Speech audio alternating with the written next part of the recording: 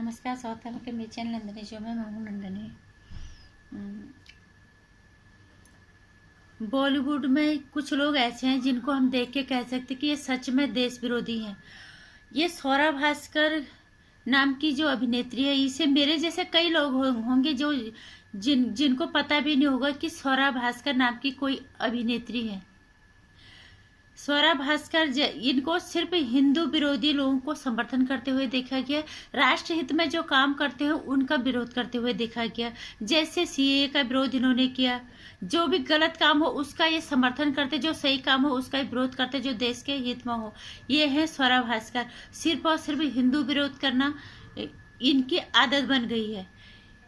इसी आदत के चलते ये कुछ भी बोल देते हैं। इन्हें सुर्खियों में रहना है गलत तरीके से, और इन्हें फिर फर्क नहीं पड़ता कि इसका मेरे पे भी लोग मुझे किस तरह से लेंगे, क्योंकि इज्जत की बेइज्जती की इन्हें कोई फर्क तो इन्हें पड़ता नहीं है। इन्होंने फिर आज वही काम किया। इन्होंने एक 2012 के एक एक शर्मा घटना है 2012 की। ये सच्ची घटना है। स्वरा भास्कर उस फोटोशॉप बता बैठी, और जब यूजर्स ने स्वरा भास्कर को उस तस्वीर से जुड़ी हुई सच्चाई बताई, तब उन्होंने अपना जो ट्वीट है वो डिलीट किया और फिर माफी मांगी। स्वरा भास्कर ने जो तस्वीर साझा किया था उसमें फोटोशॉप बताया था, वो आज जो मीडिया का 11 अगस्त 2012 का फ्रंट पेज पर उपलब्ध है। इसमें ये फोटोज देखे जा सकते हैं जो अतुल कांबले नाम के फोटोग्राफर ने जिनको लिया था।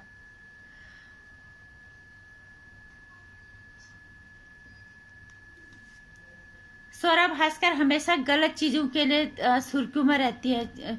रेहा चक्रवर्ती जैसे लोगों को समर्थन करते हैं। कहीं पे भी किसी अच्छे चीज के लिए उन्होंने समर्थन नहीं किया। हमेशा वो एक अभिनेत्री के तौर पे उनकी पहचान है या नहीं है, लेकिन इस तरह के काम करने के लिए राष्ट्र विरोधी चीजें जहाँ पे होती है वो वहाँ पे सबसे पहले बयान अब उनका आता है।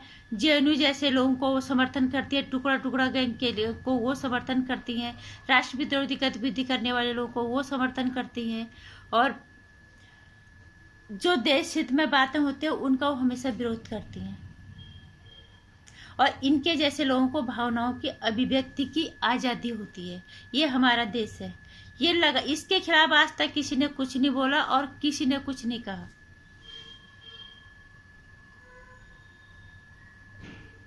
अभिनेत्री के तौर पे इनकी पहचान क्या है, मैं भी मेरे जैसे कई लोग हैं जो इनको जानते भी नहीं होंगे, लेकिन इस तरह की चीजों के लिए ये ज्यादातर जो इनको लोगों ने जानना शुरू किया पिछले साल, जब सीए का विरोध इन्होंने जबरदस्त तरीके से किया था।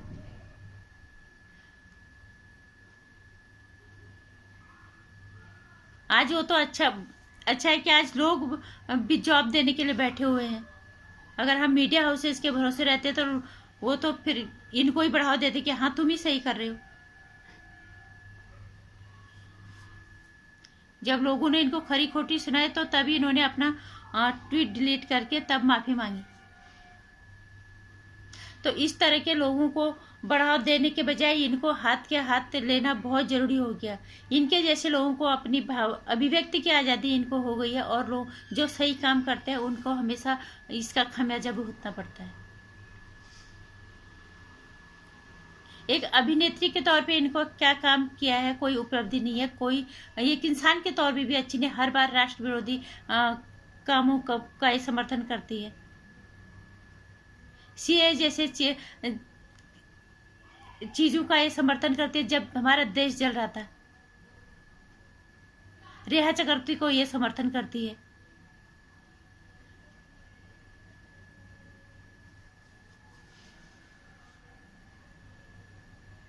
इस तरह के लोगों को के खिलाफ कोई कार्रवाई क्यों नहीं होती?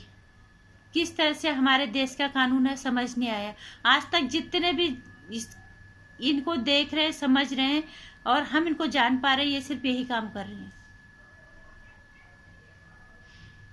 अर्णव गोस्वामी और कंगना रनौत के खिलाफ पूरी महाराष्ट्र सरकार हो गई है। लेकिन यही स्वरा भास्कर जब गलत करती है, गलत बोलती है, जब हमारे जवानों को अपमान करती है, अच्छी चीज़ों का विरोध करती है, राष्ट्र विरोधी विचारधाराओं का समर्थन करती है, तब इनको कोई कुछ नहीं बोलता है।